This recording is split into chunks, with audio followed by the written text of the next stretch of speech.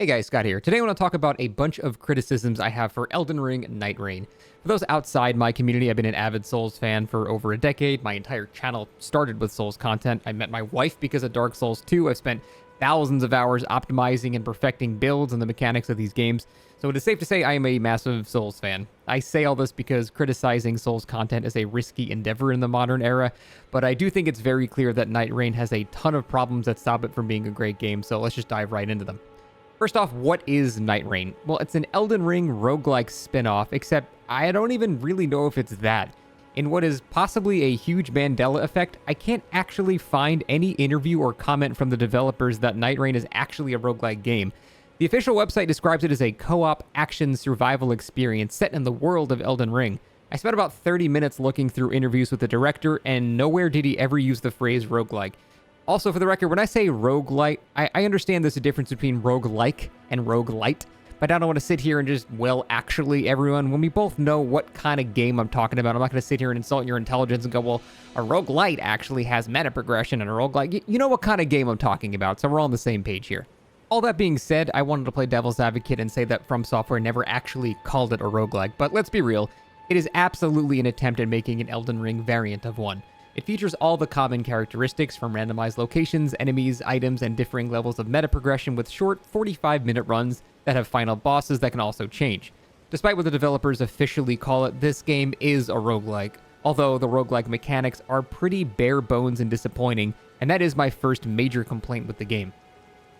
Nightreign is simply not a good roguelike experience. Again, although not explicitly called one by the developers, it is certainly advertised as one, and even the Steam tags on the store's profile say it's a roguelike. One of the main characteristics of a roguelike, in my opinion, should be its extremely high level of replayability. For example, I have over 1,000 hours in The Binding of Isaac because no run is ever the same, so I never really run out of a desire to play the game unless I have to play Jacob because holy shit, I hate that character. On the other hand, Nightreign loses its replayability factor extremely quickly for a roguelike. Once you've seen all 8 Night Lords, the final bosses of each run, that's basically it. There isn't much further reason to play the game, and this comes down to a number of factors.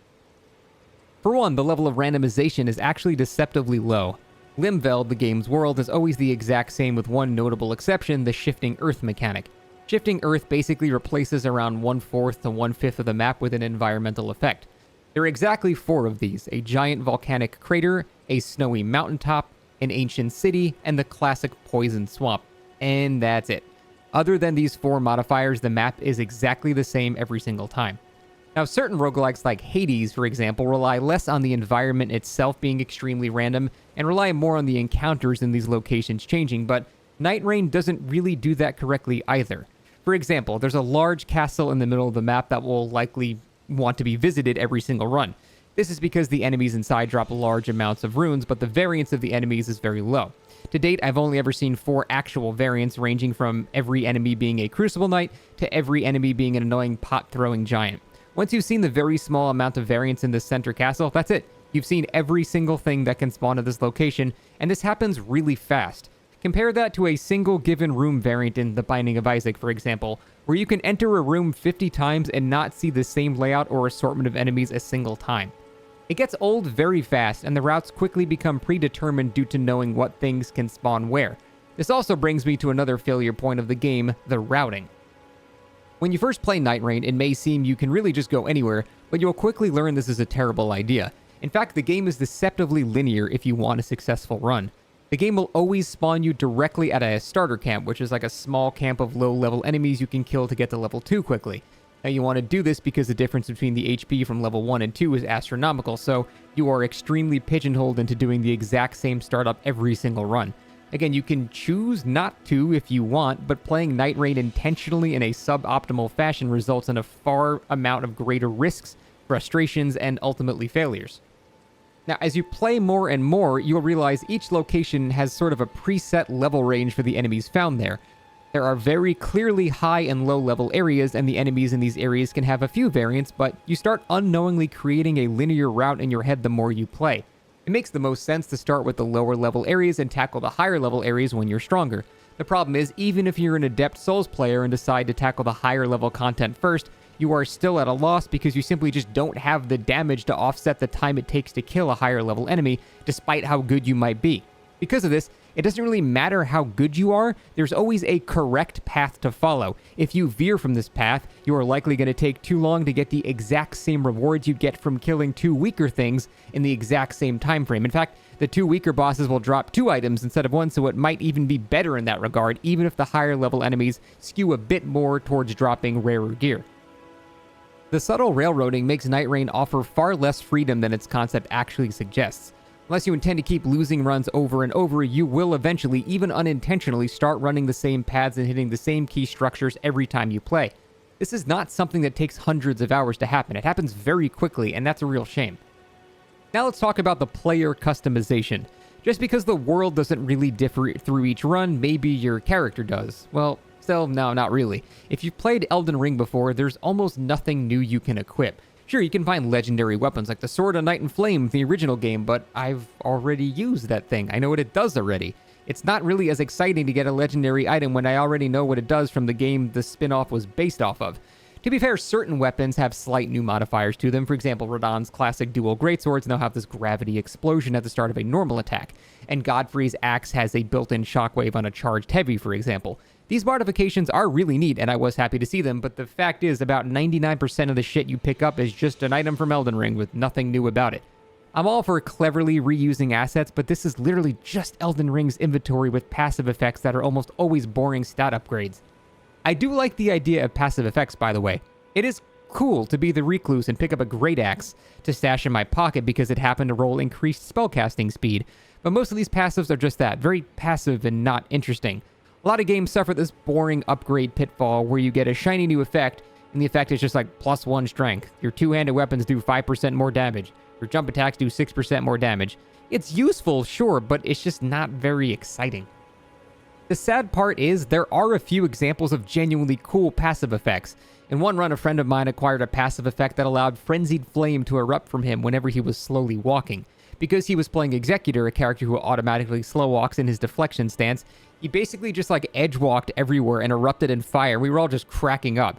Shit like that makes the runs feel more like a Binding of Isaac run with insanely weird and quirky powers and less like a standard multiplayer slop experience with just boring stat ups. Unfortunately, even though these effects are rare, most of them, although while initially appearing interesting, do almost nothing in terms of actual tangible effects. For example, there's another on-walking effect that casts Founding Rain of Stars at your location, except the damage is pitiful and only totals like half a melee attack if every projectile hits. So, luckily, those types of things can be fixed with simple number tweaks, so the potential is at least far higher here. More of these silly effects and less boring stat boosts, please. Now, there are also the Night Lords themselves, the final bosses at the end of each run. These are by and far the highlights of Nightreign. They are awesome. Yet, this fact is kind of at odds with itself, because you have to successfully complete a run to even see these bosses. You spend the least amount of time engaging with the most fun content that the game actually has. Imagine if your favorite fight in the Souls series had a 45-minute run back every single time. It would be terrible, and that's exactly what's happening here.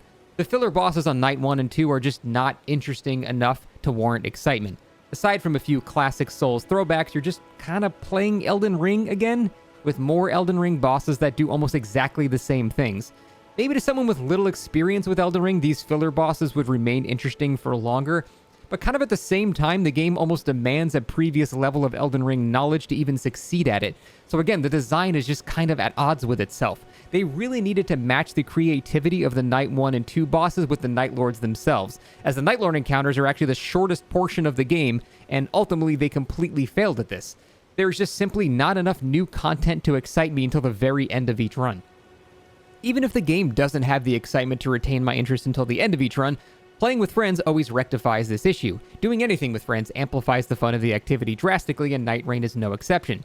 This is absolutely, as per the developer, a game strictly intended to be played with 3 friends. Or 2 friends, I guess. However, not everyone has 2 Souls fans to play with, so they're relegated to one of 3 options. 1, they can play solo offline and tackle the entire game by themselves. 2, they can queue with a single friend and have a random join as a third. Or 3, they can just solo queue and have 2 random teammates.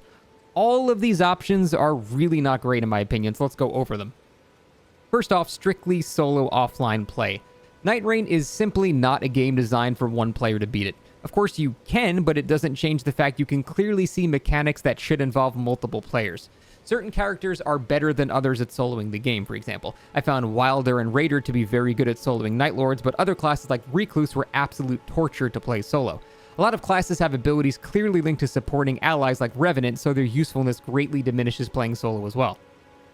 Combat encounters are also not really designed for one player. Often Night 1 and 2 bosses will simply just be swarms of enemies. Although the AI may be more passive in these scenarios, it's still abundantly clear that the game you're playing was not meant to be played alone. The Night Lords have nearly MMO-like raid mechanics that also heavily incentivize multiple players to participate in their mechanics. No amount of number tweaking defenses and damage will change the core mechanics of these fights. Playing with 2 random people is not much more of a pleasant experience. In fact, it could be even worse than just playing by yourself. The game, when played with 2 very experienced allies, is not nearly as difficult. When I played in Bandai Namco's pre-launch tournament for the game, I played with Ouroboros and Fight and Cowboy, both who had like 60 hours in the game already, and we didn't fail a single run. In fact, so many teams completed all the bosses that there was a 4-way tie. The problem is, by the time you get this many hours to be a valuable teammate, you start getting bored of the game. Again, the design of Nightreign is kind of at odds with itself and is sort of doomed to have your random solo queue teammates not really knowing what they're doing because they're either new players or they're likely done with the game, which means they're just not playing it anymore. The game itself does not help at all with this problem. The only form of communication system Nightreign has is a simple map ping. Not even a contextual map ping like in Apex Legends, just a dot you stick in the map with your character's pin. That's it. For as chaotic and time-sensitive as Nightreign is, the complete lack of communication features makes playing with random allies way more frustrating than it should be. The thing is, the limited communication tools kind of work in the Souls games because typically when you summon someone or you get summoned, it's to clear an area and fight a boss. The goals are pretty clearly defined, so no actual communication's needed. If I'm summoned in Stormveil Castle, I know our main goal is to kill Godric. I don't need ping indicators or voice chat. The game has clearly dictated exactly what we needed to. The thing is, this does not exist in Nightreign. You're just sort of aimlessly wandering without any clear goals at all. What about the meta progression?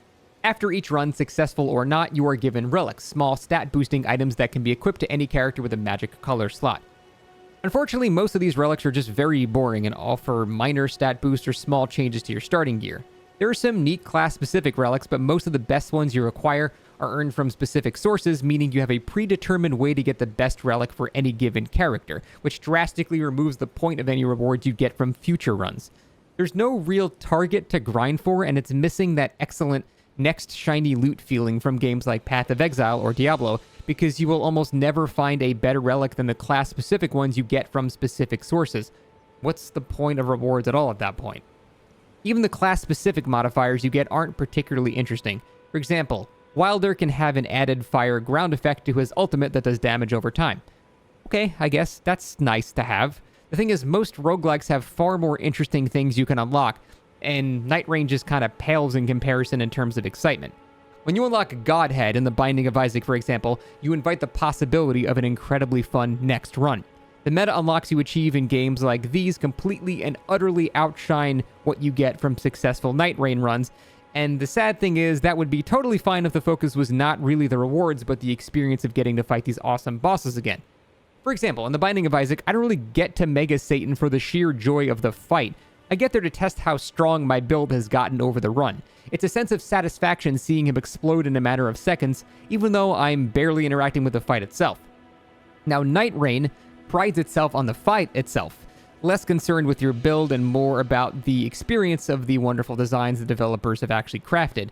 Again, though, this is completely neutered by the fact that these fights are the least frequent thing you'll do in the game, while feeling your immense power spike from fun items in games like The Binding of Isaac are things you gradually feel over the course of the entire run. To summarize, I don't feel like I'm earning much past defeating all the Night Lords in the game, and that is a mark of failure for a roguelike. I'm also not a fan of the time-based element for Nightreign. I understand you have to impose some limit for multiplayer, but the main draw of games like Elden Ring involve build making and the wonder of exploration, and you'll have none of that in Nightreign. Again, I know they're not trying to make Elden Ring 2 here, but if you stick Elden Ring in the prefix of your game's title, people are gonna draw these comparisons. There are just no step into Limgrave for the first time feelings in this game, and the constant time limit stifles any sense of exploration you'll have until you finally tune your runs into boring, optimized straight lines. I'm not even going to touch on the more obvious multiplayer issues Nightreign has, like the lack of dual queue being relegated to the developers literally just going, whoops, we didn't think about that, or the lack of crossplay severely limiting friends when playing together.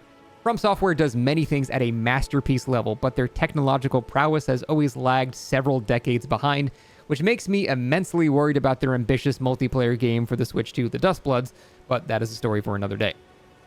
If I had to quickly summarize Nightrein's issues, it's that it simply doesn't remain fun for long enough to be considered a roguelike game, but it doesn't really have enough content to be considered a linear Souls game. I don't really know what the hell Nightreign is. I commend FromSoft for trying something completely different, and I wish more developers would do that, but Nightreign is just this awkward, flawed, yet fun game that seems to dip its toes into multiple genres without actually highlighting the strengths of any of those genres. I can't say I'm disappointed by the game because I never really expected it to be anything but a fun little mod for a few weeks and a solid 7 or 8 out of 10 game, and that's pretty much exactly what we got. I can only hope they take the lessons from Nightreign and apply it to the Dustbloods to avoid a lot of these frustrations in the future. Thanks for watching. See you next time.